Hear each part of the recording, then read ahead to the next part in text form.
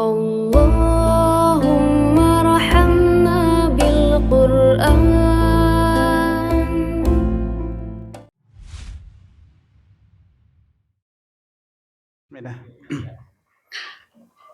Assalamualaikum warahmatullahi wabarakatuh.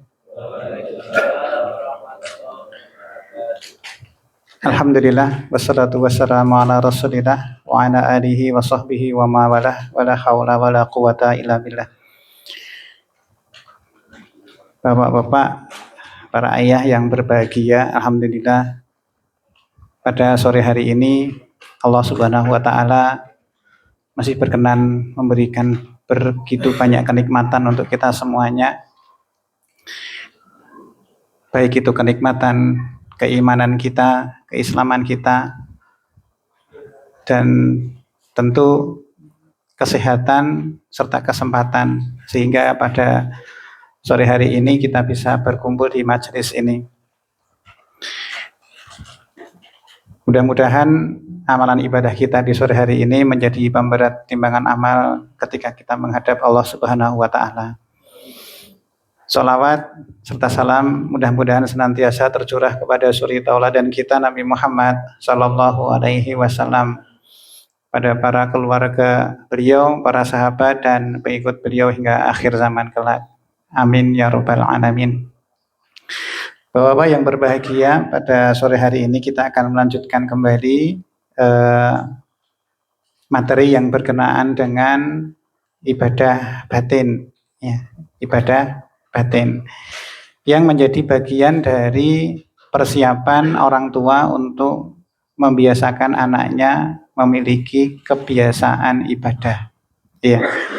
Jadi sebetulnya materi ini kan bagian dari menjaga fitrahnya anak. Ya. Karena anak kita itu lahir dalam keadaan fitrah. Fitrah maksudnya apa? Maksudnya adalah tauhid atau beriman kepada Allah. Nah, anak kita itu lahir dalam keadaan fitrahnya baik. Ya. Seperti ketika lahir itu Allah sudah menginstal tauhid, sudah menginstal kebaikan, akhlak yang baik, itu sudah ada di dalam anak-anak kita.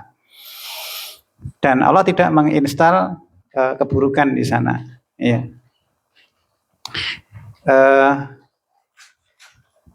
Maka nanti kita sebagai orang tua itu menjaga fitrah kebaikan itu, dan sebagai bekal atau model orang tua untuk menjaga fitrah anak, maka dia harus lebih dulu bisa menjaga fitrahnya sendiri.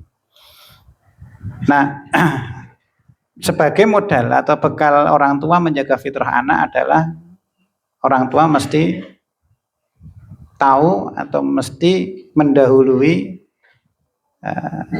dalam memiliki kebiasaan beribadah. Ya. Nah, kemarin sudah disampaikan beberapa contoh-contoh ibadah. Ya. Kita lihat, kita hari ini masuk ke tawakal. Coba.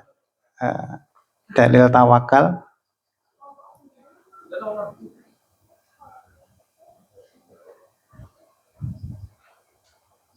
Ini doa, khauf, roja.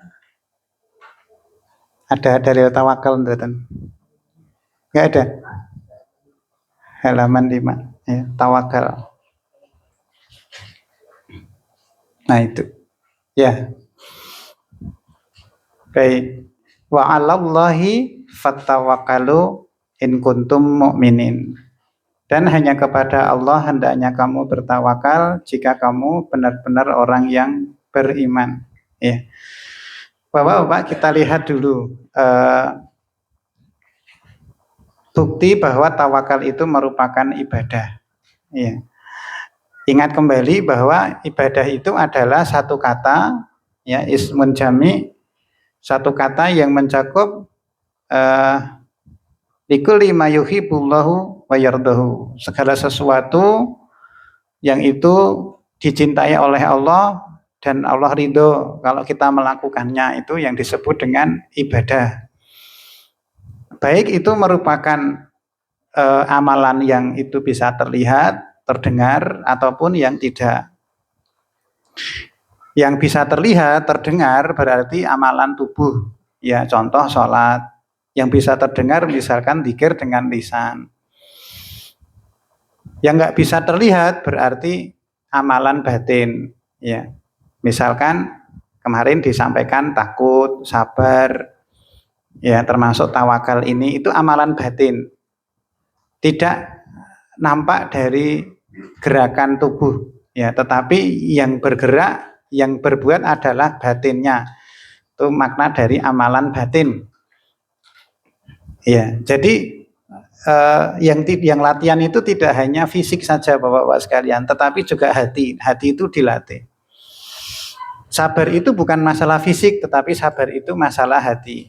Maka sampai dikatakan orang yang kuat itu bukan orang yang kuat dalam bergulat, tetapi orang yang bisa menahan marahnya. Nah, untuk bisa menahan marah itu butuh latihan. Ya. Nah, yang dilatih apanya? Hatinya.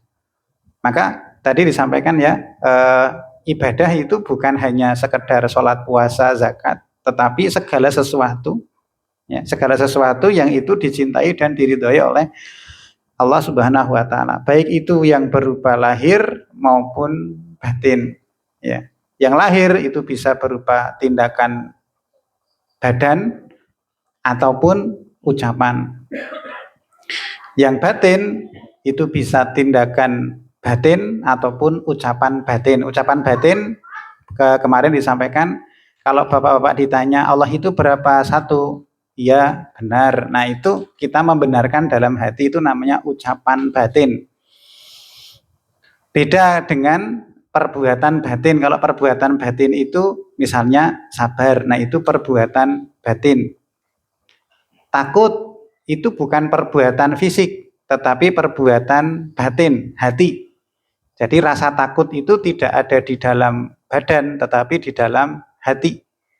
Nah, sehingga kemarin disampaikan orang yang beriman itu hanya takut kepada Allah Subhanahu wa taala, ya. Nah, di sini Allah mengatakan fatawakkalu in kuntum mu'minin, ya, wa 'alallahi fatawakkalu in kuntum mu'minin. Pertama ada kata hendaknya kamu bertawakal, berarti itu merupakan perintah. Nah, semua yang diperintahkan oleh Allah itu merupakan bentuk ibadah. Semua yang diperintahkan oleh Allah, semua yang dicintai oleh Allah, semua yang Allah memuji kalau orang melakukannya, nah itu semuanya merupakan bentuk ibadah. Di dalam ayat ini merupakan bentuk perintah. Karena merupakan bentuk perintah, maka itu merupakan ibadah. Lalu yang kedua, in kuntum mu'minin, jika kamu benar-benar orang yang beriman. Kata beriman di sini menunjukkan bahwa aktivitas yang dilakukan adalah aktivitas ibadah, yaitu aktivitas yang dilakukan oleh orang yang beriman. Jika kamu orang yang beriman, nah aktivitas yang ditempelkan di sini adalah tawakal.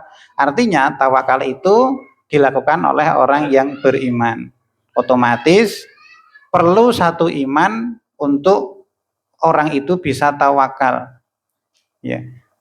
Saya ulangi ya Bapak sekalian, hanya kepada Allah hendaknya kamu bertawakal jika kamu benar-benar orang yang beriman. Maka agar kita itu bisa bertawakal dengan baik kepada Allah, maka kita harus punya iman yang kuat. Iya. Nah di sini Bapak-bapak sekalian, didahulukan ma'mul atas amil. Maksudnya apa?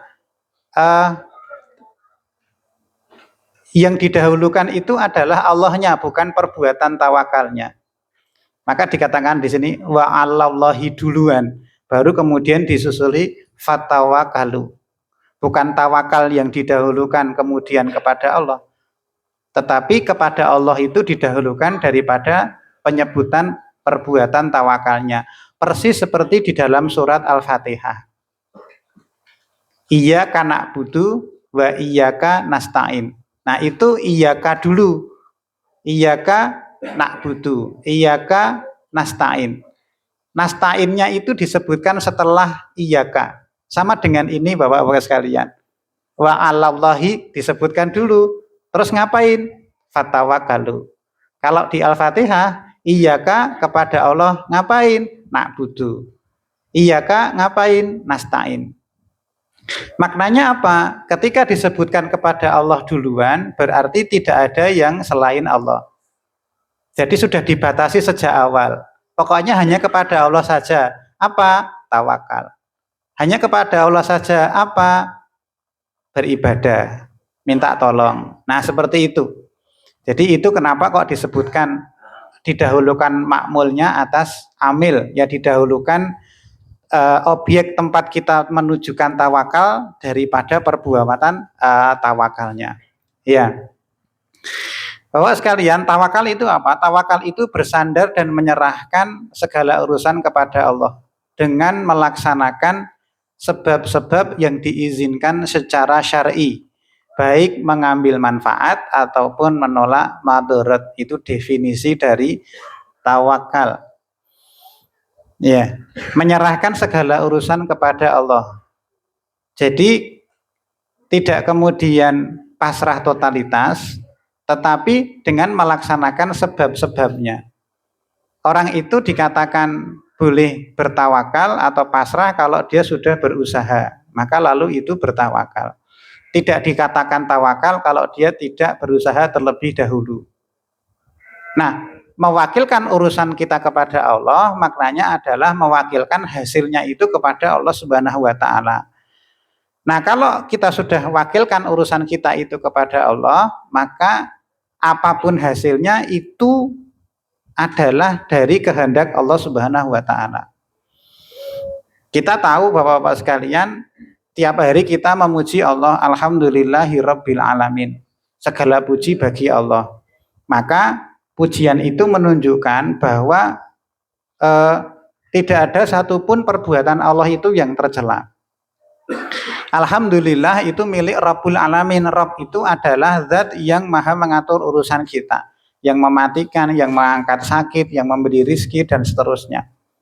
Semua urusan kita itu diatur oleh Rabb. Siapa itu? Allah. Nah, Allah itu setiap hari kita puji, alhamdulillah, segala puji. Berarti Rabb dalam segala keputusannya, dalam segala tindakannya itu terpuji. Kalau terpuji berarti tidak ada tindakan Allah yang itu tercela. Tidak ada yang salah, keliru, ataupun tidak pas. Semua takaran Allah itu baik. Oleh karena itu Bapak-bapak sekalian, ketika kita sudah berusaha dan mentok usaha kita lalu kita serahkan kepada Allah, kok hasilnya tidak sesuai dengan apa yang kita inginkan, sementara kita sudah mewakilkan urusan kita itu kepada Allah Subhanahu wa taala, maka itu merupakan hasil yang paling pas, paling baik dan tidak ada celah. Artinya itu takaran yang sempurna untuk kita. Bisa jadi ketika itu hasilnya itu sesuai dengan yang kita inginkan, justru malah memberikan kemadaratan kepada kita. Allah tahu sedangkan kita tidak tahu. Maka apapun yang dihasilkan oleh usaha kita itu tidak ada satupun yang itu meleset, ya. Nah, kita dalam mengambil sebab itu harus diizinkan secara syar'i. Artinya usaha-usaha yang kita lakukan itu tidak boleh melanggar syariat. Nanti kita akan bahas ini di dalam bahasan ahkamul asbab atau hukum-hukum tentang sebab, ya. Baik dalam mengambil manfaat maupun menolak madarat. Jadi kita berusaha di dalam kehidupan ini itu tujuannya cuma dua, mengambil kemanfaatan atau menolak kerusakan. Maka Bapak-bapak sekalian, tawakal itu merupakan amalan qalbiyah atau amalan hati, ditinjau dari bersandarnya perasaan kita.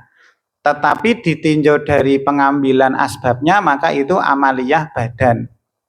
Misalnya kita itu bekerja, itu amaliyah badan, cuma hasilnya atau sandaran hati kita itu kita lakukan dengan amalan batiniyah. Orang jualan itu pakai amalan badan, tetapi laku atau tidak itu kita pasrahkan kepada Allah Subhanahu wa taala.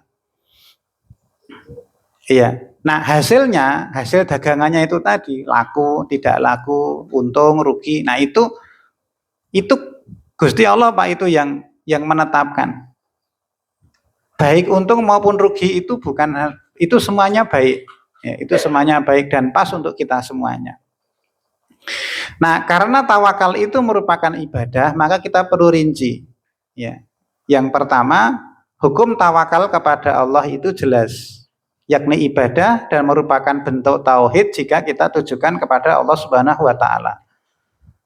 Sementara bertawakal kepada selain Allah pada hal yang gaib atau pada makhluk yang itu makhluk tidak bisa melakukan keputusan. Jadi tawakal kepada makhluk yang itu hal-hal yang hanya Allah saja yang mampu melakukan, ya maka itu merupakan syirik akbar.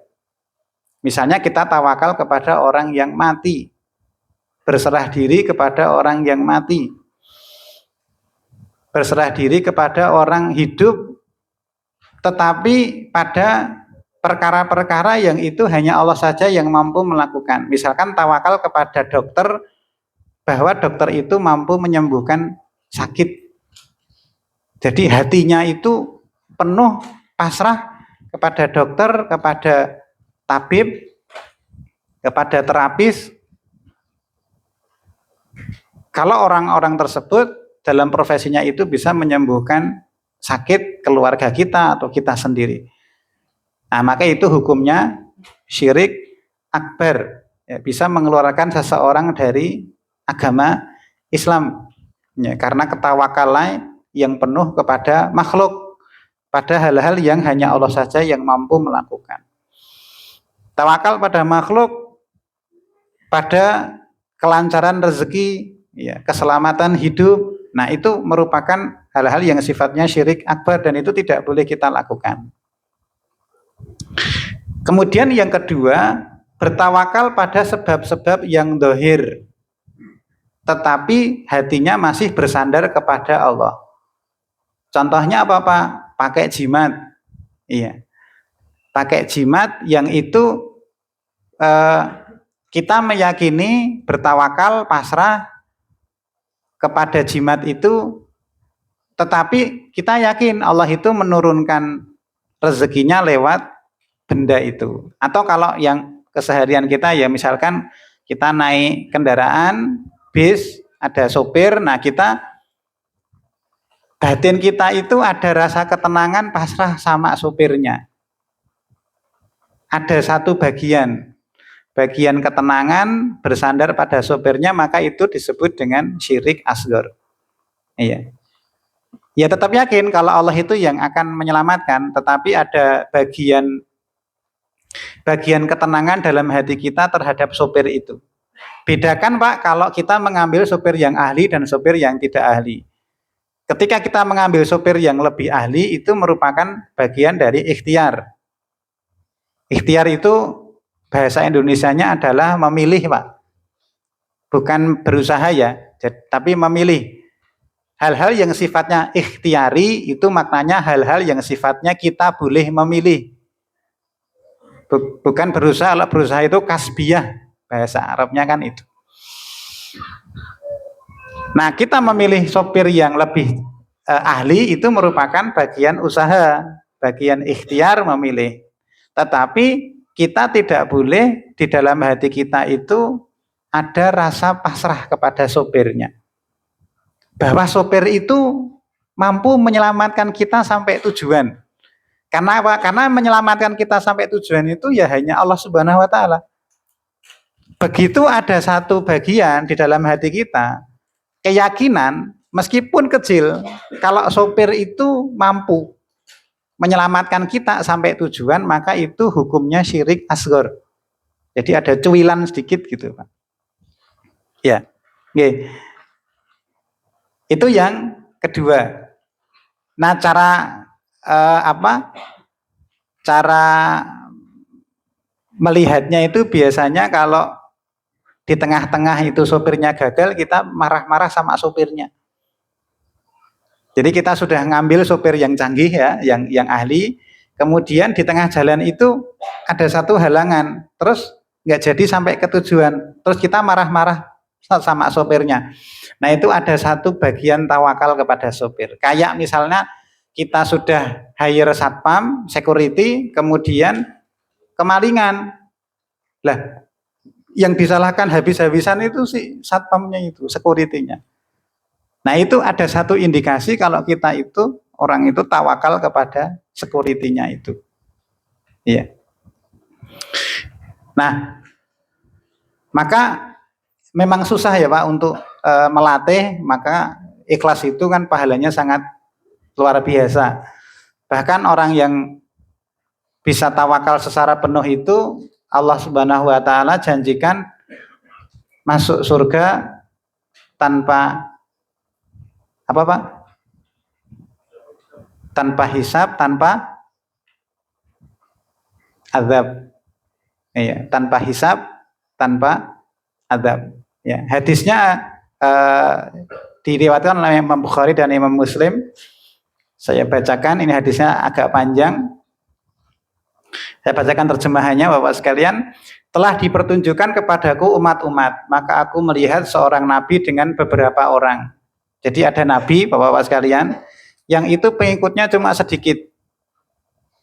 Aku juga melihat seorang nabi dengan 1 atau 2 orang, serta seorang nabi dengan tidak seorang pun pengikut, Pak. Jadi Nabi sebelum Rasulullah Shallallahu Alaihi Wasallam ketika dakwah itu ada yang dakwahnya itu tidak diterima oleh umatnya, pengikutnya cuma 1, 2 orang, sedikit, bahkan ada yang tidak punya pengikut. Padahal itu Nabi. Oleh karena itu Bapak sekalian, kalau kita itu berdakwah kepada orang lain, kalau orang lain itu nggak mau mengikuti apa yang kita sampaikan, ya isi going aja Pak, tidak perlu kemudian kita baper lalu kok mereka nggak mau ikuti apa yang saya sampaikan. Tiba-tiba ditampakkan kepadaku suatu jumlah yang banyak. Aku pun mengira bahwa mereka itu adalah umatku. Akan tetapi dikatakan kepadaku ini adalah Musa bersama umatnya. Lalu tiba-tiba aku melihat lagi satu jumlah besar pula. Maka dikatakan kepadaku ini adalah umatmu. Dan bersama mereka ada 70 ribu orang yang mereka itu masuk surga tanpa hisab dan tanpa azab. Berapa Pak? 70 ribu. Sahabat ada berapa itu? Habis itu ada tabiin, ada tabiut tabiin, kayak isi sisa ndak? Ya. Ada 70 ribu orang yang mereka itu masuk surga tanpa hisab, tanpa azab. Jangankan tanpa azab, dihisab aja ndak Pak. Ya. Kemudian bangkitlah beliau dan segera memasuki rumahnya. Rasulullah masuk. Maka orang-orang pun memperbincangkan tentang siapa mereka itu yang masuk surga tanpa hisab, tanpa azab. Ada di antara mereka yang berpendapat mungkin saja mereka itu menjadi sahabat Rasulullah Shallallahu Alaihi Wasallam. Ada lagi yang berpendapat mungkin saja mereka itu orang-orang yang dilahirkan dalam lingkungan Islam sehingga mereka tidak akan pernah lagi berbuat syirik kepada Allah. Kemudian mereka menyebutkan perkara yang lainnya lagi. Jadi pada memperbincangkan siapa sih yang masuk surga tanpa hisab, tanpa azab. Ketika Rasulullah Shallallahu Alaihi Wasallam keluar, mereka memberitahukan hal tersebut pada beliau. Maka beliau bersabda, mereka adalah orang-orang yang tidak meminta ruqyah, tidak meminta supaya lukanya ditempel dengan besi yang dipanaskan, tidak meminta, tidak melakukan tatayur, dan mereka pun bertawakal kepada Tuhan mereka. Nah, dalilnya di situ. Mereka pun bertawakal kepada Tuhan mereka. Jadi orang yang tawakal bisa mewujudkan tawakalnya secara penuh kepada Allah Subhanahu wa taala itu bisa masuk surga tanpa hisab, tanpa azab. Ya. Ciri-cirinya yang lain itu tadi, Bapak sekalian, tidak minta diruqyah. Sebelum salah paham, Ini maksudnya adalah tidak minta diruqyah yang syirikiyah, Pak. Karena ada ruqyah yang justru memanggil jin untuk ngusir jin. Jadi peruqyahnya tadi itu punya konco jin sing luwih kuat. Nah, terus diminta tolong, terus yang jin yang di situ itu dikeluarkan dengan bantuan jin tadi, yang lebih kuat tadi. Jadi menyembuhkan dengan jin, ya. Atau bacaan-bacaannya yang merupakan bacaan yang syirik. Nah, itu tidak diperkenankan. Tapi kalau ruqyahnya syar'i tidak apa-apa. Terus Bapak-bapak kalau nyuwun ruqyah itu hal yang perlu diperhatikan adalah tidak boleh bersandar pada roqiknya. Tidak boleh bersandar pada yang maruqyah. Bersandarnya tetap pada Allah. Karena hal yang perlu kita perhatikan, benar-benar kadang-kadang di masyarakat itu kebawahnya itu yang diruqyah atau marki itu terus ada ketenangan kepada yang meruqyah. Nah, itu yang perlu diperhatikan, jangan sampai dia meyakini karena yang meruqyah itulah saya sembuh. Nah, itu. Jadi perlu dipesankan ketika meruqyah, kalau seorang peruqyah itu bahwa kesembuhan itu datangnya hanya dari Allah Subhanahu wa taala. Saya selalu memesankan kayak gitu, Pak. Jadi kalau membacakan ya saya hanya tinggal membacakan aja, nanti kalau sembuh yaitu dari Allah, kalau masih sakit ya berarti itu Allah belum menghendaki kesembuhan. Lalu berdirilah Ukasyah bin Mihsan, salah seorang sahabat, dan berkata kepada Rasulullah, mohonkanlah kepada Allah agar aku termasuk golongan mereka, kata Ukasyah kepada Rasulullah. Kemudian beliau menjawab, Rasulullah menjawab, kamu termasuk golongan mereka. Berarti Ukasyah itu sudah dapat tiket surga setelah saat masih hidup. Dan itu tiketnya itu masuk surga tanpa hisab, tanpa azab. Jadi masih hidup bersama Rasulullah, tapi Rasulullah sudah memberikan stempel. Rasulullah buat saya didoakan masuk ke dalam golongan itu. Nah, itu tidak hanya didoakan oleh Rasulullah, bukan Rasulullah mengatakan ya semoga kamu termasuk golongan, enggak. Tetapi Rasulullah mengatakan kamu termasuk golongan mereka. Kemudian kan di situ tadi banyak, ya, berdirilah seorang yang lain kemudian berkata, mohonkan kepada Allah agar aku juga termasuk golongan mereka. Yang lainnya juga pengen. Maka Rasulullah menjawab, kamu sudah didahului Ukasyah. Ya, ndak liane juga ikut-ikutan. Ya. Ya, ini menunjukkan pelajaran untuk kita, Pak. Hadis ini yang terakhir ini pentingnya mubadarah atau bersegera dalam beramal. Iya, sehingga tidak terketinggalan dengan yang lainnya. Intinya Bapak sekalian, hadis ini menunjukkan bagaimana besarnya pahala tawakal kepada Allah Subhanahu wa taala. Tawakal itu tadi ya mewakilkan urusan kita kepada Allah. Pasrahkan. Kalau sudah kita berusaha, ya biarkan Allah Subhanahu wa taala yang memutuskan, dan kita tidak boleh, Pak, protes keputusan Allah Subhanahu wa taala. Jadi memprotes keputusan Allah itu berarti kita keimanan terhadap takdirnya perlu dilatih lagi. Iya. Nah, di sini tadi saya sampaikan terkait dengan ahkamul asbab, ada rambu-rambu Bapak sekalian yang diberikan oleh Syekh Nasir As-Sa'di terkait dengan rambu-rambu dalam mengambil sebab atau ahkamul asbab. Pertama, Bapak sekalian, dalam kita berusaha itu tidak boleh mengambil sebab kecuali sebab itu terbukti secara syar'i maupun kauni atau secara qadari. Itu yang pertama. Jadi pertama, dalam kita mengambil sebab-sebab, dalam kita berusaha, kita tidak boleh mengambil sebab kecuali sebab itu terbukti manjur secara syar'i maupun secara kauniyah atau secara penelitian atau secara alami. Contoh secara syar'i, wa may yattaqillaha yaj'alahu makhraja wa yarzuqhu min haitsu la yahtasib. Barang siapa bertakwa pada Allah, maka akan dijadikan baginya jalan keluar dari permasalahan dan diberikan rezeki dari arah yang tidak disangka-sangka. Jadi ada sebab akibat. Siapa yang bertakwa, maka rezekinya lancar, urusannya gampang. Nah, secara syar'i Allah sudah menyebutkan sebab kita rezekinya lancar dan urusannya gampang adalah bertakwa kepada Allah. Nah, itu secara syar'i disebutkan di dalam Al-Quran. Maka kalau kita ingin urusan dalam kehidupan kita itu gampang, segala sesuatu Allah berikan jalan, rezeki kita lancar. Sebentar Pak, rezeki itu bukan uang saja ya Pak ya. Nanti dipikirnya kalau untuk sugih nanti tawakal, takwa, enggak gitu.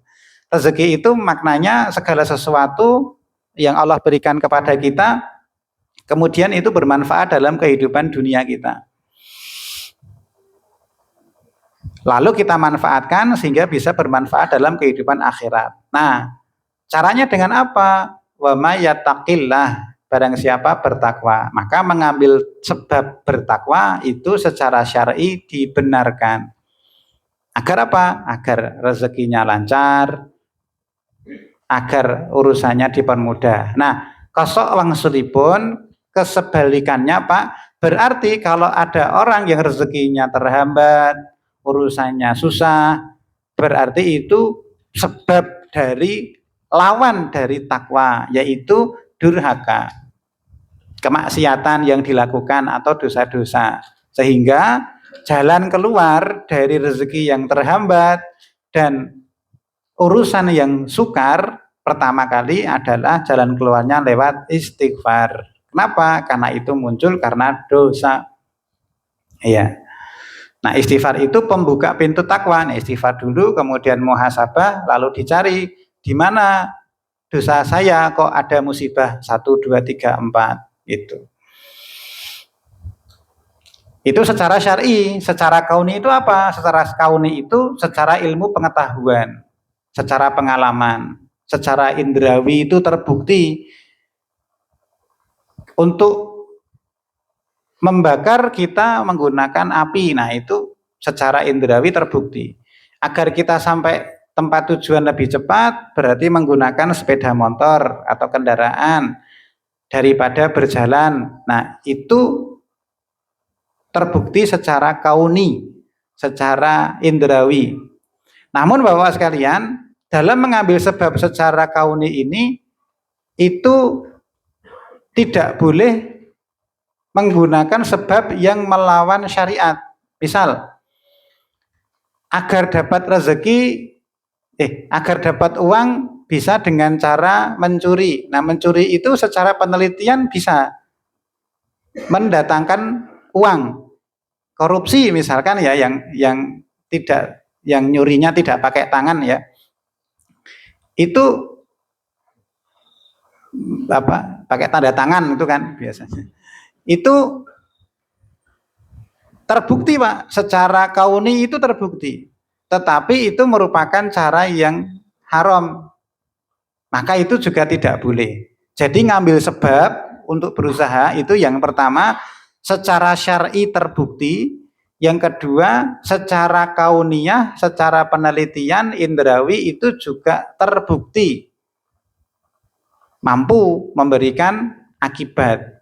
Nah, yang kedua yang secara kauniyah tadi itu perlu dibatasi lagi, tidak boleh yang haram. Ya, tidak boleh yang haram. Nah, Bapak-Bapak sekalian, ketika Allah Subhanahu wa taala itu menetapkan satu kebutuhan dasar kepada kita, itu pasti Allah berikan jalan untuk mendapatkan, tanpa kita harus melakukan hal yang haram. Jadi misalkan ketika Allah mewajibkan kepada kita Thalabul ilmi fardhatun ala kulli muslim. Menuntut ilmu itu kewajiban bagi setiap muslim. Itu tidak mungkin Allah tidak memberikan jalannya, sehingga tidak perlu orang harus mencuri kendaraan untuk datang pengajian. Kenapa? Karena Allah sudah mewajibkan. Ketika Allah memerintahkan makanlah dari hal yang halal dan thayyib, itu pasti Allah sediakan jalannya, sediakan caranya, sehingga kita tidak perlu mengambil yang haram untuk bisa makan yang halal dan yang thayyib. Itu mesti, Pak. Itu. Cuma permasalahannya kita berusaha atau tidak. Itu. Nah, seandainya Pak, ketika kok kita itu sudah berusaha, lalu hasilnya itu tidak sesuai dengan apa yang kita inginkan, maka mesti itu Allah sediakan dari hal yang lainnya, Pak. Iya. Tak kasih contoh secara teknis ya, Pak ya. Gini. Saya itu ASN. Gajinya sekian. Saya berusaha melaksanakan tugas kewajiban saya sebagai ASN dengan baik. Qadarullah, ada satu kebutuhan yang itu harus saya penuhi, tetapi kok gaji dari ASN saya itu kok nggak cukup. Nah, saya kemudian nyambi, ya, nyambi ini dan itu. Setelah saya nyambi, kok sambilan saya itu kok ya tetap tidak mencukupi. Ya. Qadarullah, Allah memberikan jalan. Ternyata ada satu rezeki yang itu dari tidak tahu di mana muncul, tetapi tidak dari sambilannya, tidak dari ASN-nya itu. Bisa dipahami ya Pak ya? Jadi gini Pak, contoh yang kedua,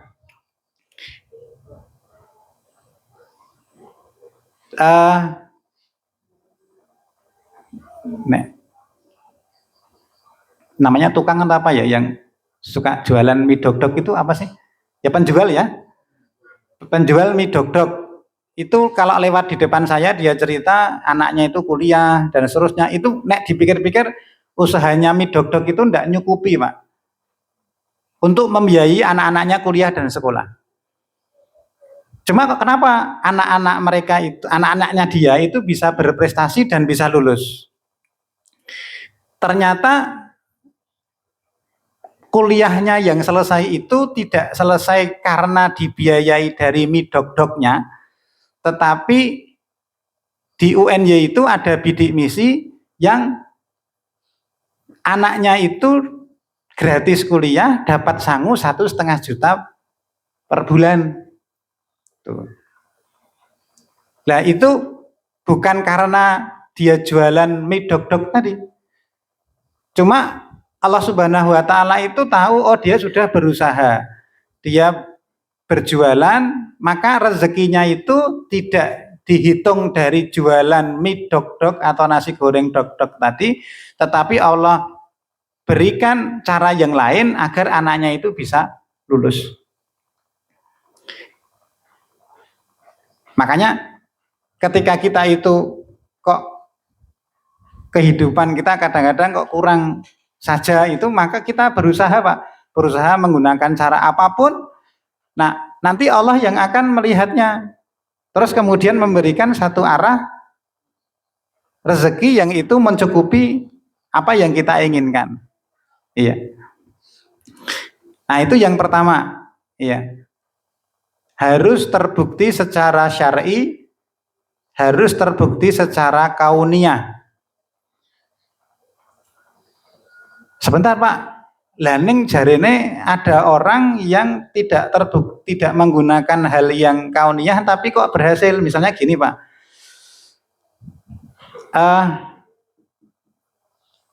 Anak-anak itu dulu dikasih gelang udele itu ya Pak ya, biar lepas dari sakit tertentu.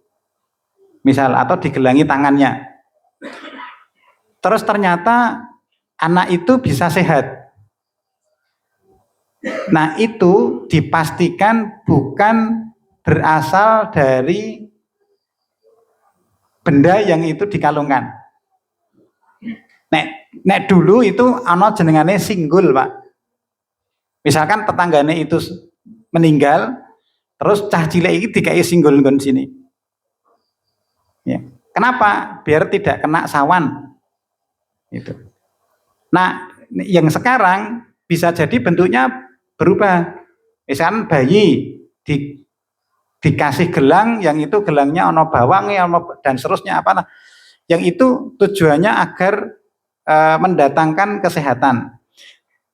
Kalau itu merupakan bentuk pengobatan tradisional, iya Pak, tidak apa-apa. Tetapi ada alat-alat atau benda-benda yang itu dikalungke, tetapi itu tidak sama sekali berpengaruh terhadap kesehatan. Ya, keyakinan saja. Eneng qadarullah kok itu berhasil Pak. Contoh misalkan ngundang pawang hujan berhasil. Siapa jenengane? Lara. Nah, Darul Maqamin Amin ngundang pawang hujan. Alhamdulillah. Mau pengajian akbar. Kok berhasil? Itu pasti bukan karena dia. Gitu. Tapi karena Allah itu mau memberikan istidraj ya, atau penangguhan hukuman lah gitu ya, dilulu. Ya. Tayyib. Ya, itu yang pertama. Kemudian yang kedua, dalam mengambil sebab itu kita penuh bersandar kepada Allah bukan kepada sebab. Ya, itu yang kedua. Bagaimanapun bentuk sebab yang kita ambil, maka kita tidak bersandar kepada sebab itu, tetapi kita bersandar kepada Allah. Sebagus apapun sebab yang kita ambil. Contoh Pak, kita sudah sholat rajin, neng kok ya ora sugih-sugih, kok ya rezekinya masih belum terbuka, maka kita tidak bersandar pada sholatnya. Jadi pahami ya Pak ya? Jadi kita sudah sholat rajin, sudah ngaji, sudah puasa sunnah, wis prihatin. Loh tetapi kok masih juga keadaan kita itu masih kurang dari sisi rezeki, harta, kesulitan masih ada. Itu berarti bukan kemudian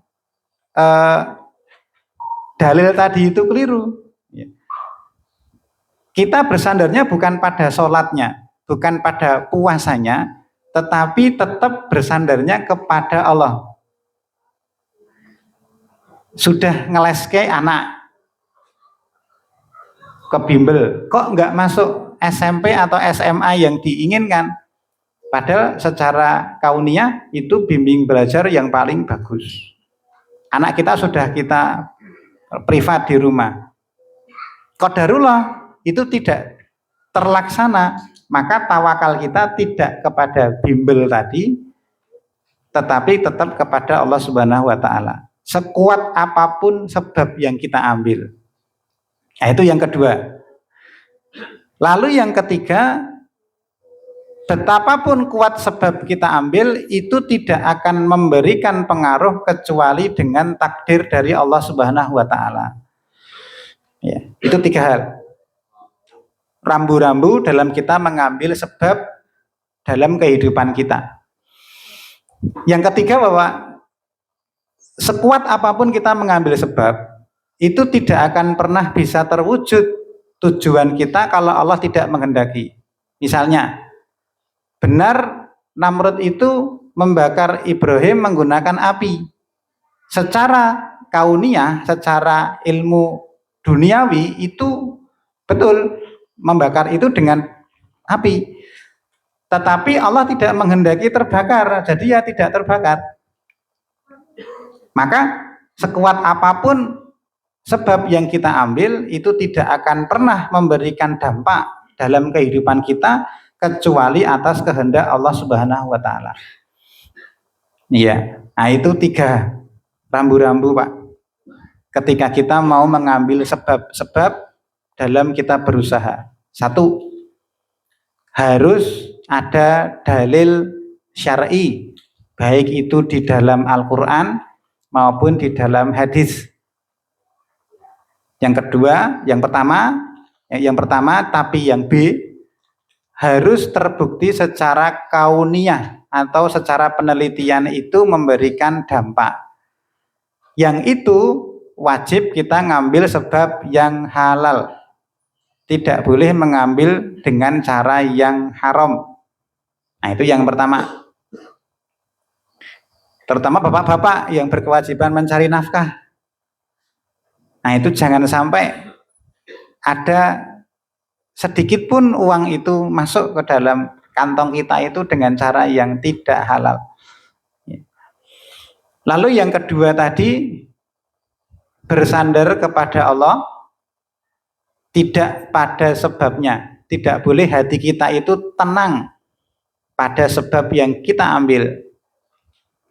Lalu yang ketiga, seberapapun kuat kita mengambil sebab, ya, seberapapun kuat kita sholat, kita puasa, kita berzakat, berinfak,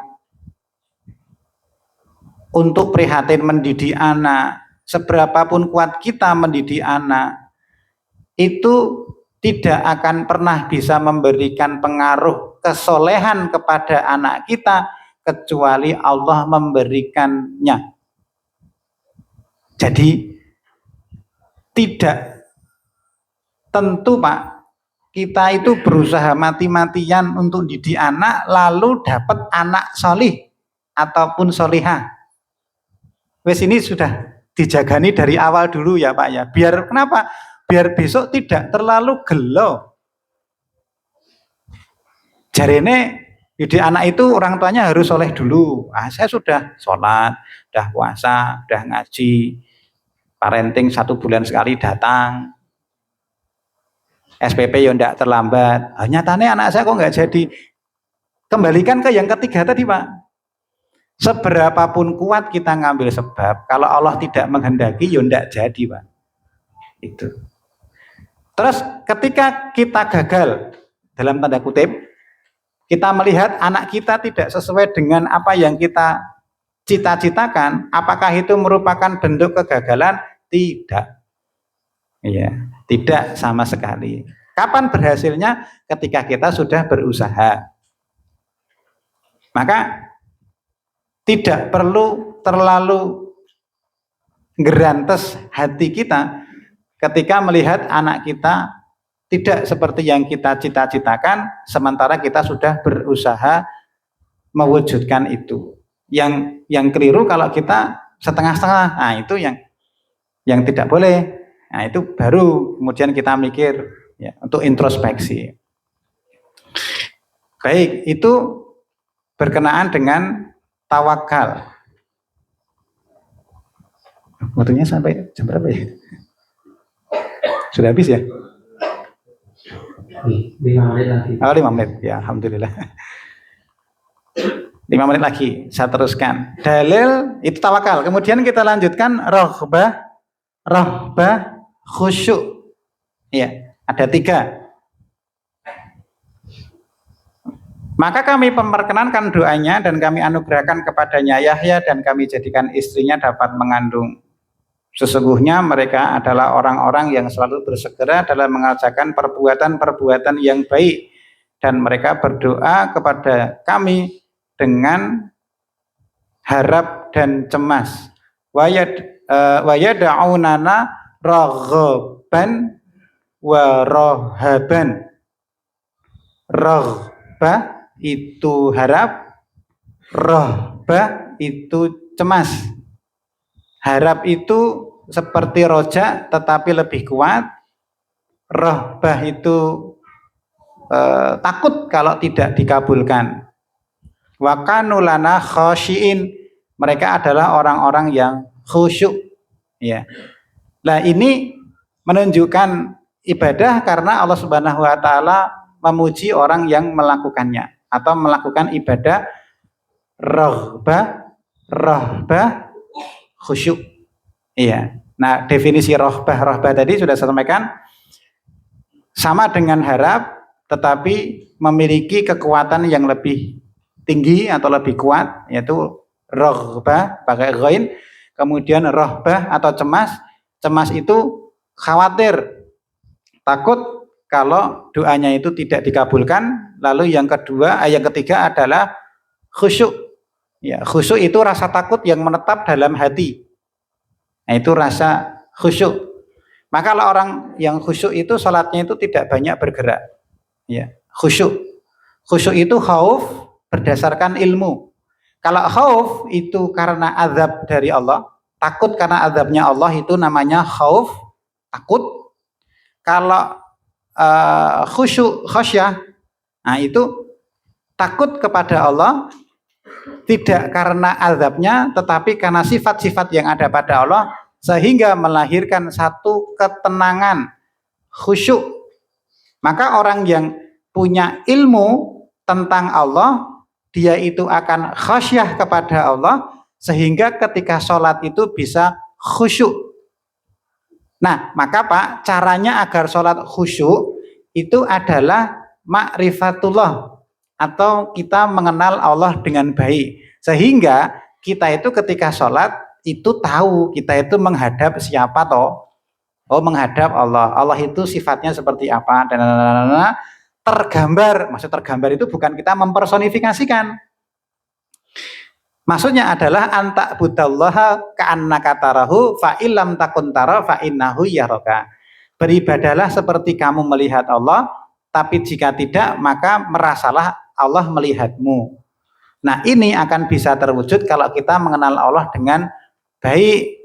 Nah, caranya kita mengenal Allah dengan baik bagaimana, Pak? Ngaji, gitu. Nah, itu yang selanjutnya. Jadi ibadah yang selanjutnya adalah khusyuk tadi ya, Pak ya. Maka Pak, khusyuk itu tidak boleh ditujukan kepada selain Allah. Rasa takut, tenang, mengagungkan, nah itu hanya ditujukan kepada Allah Subhanahu wa taala. Tidak boleh ditujukan kepada selain Allah. Iya, 6. Baik. Itu Bapak sekalian beberapa ibadah yang bisa kita sampaikan pada kesempatan sore hari ini ya, tentang tawakal, rahbah dan khusyuk atau khosyah. Wallahu ta'ala alam. Waktu saya kembalikan ke pembawa acara.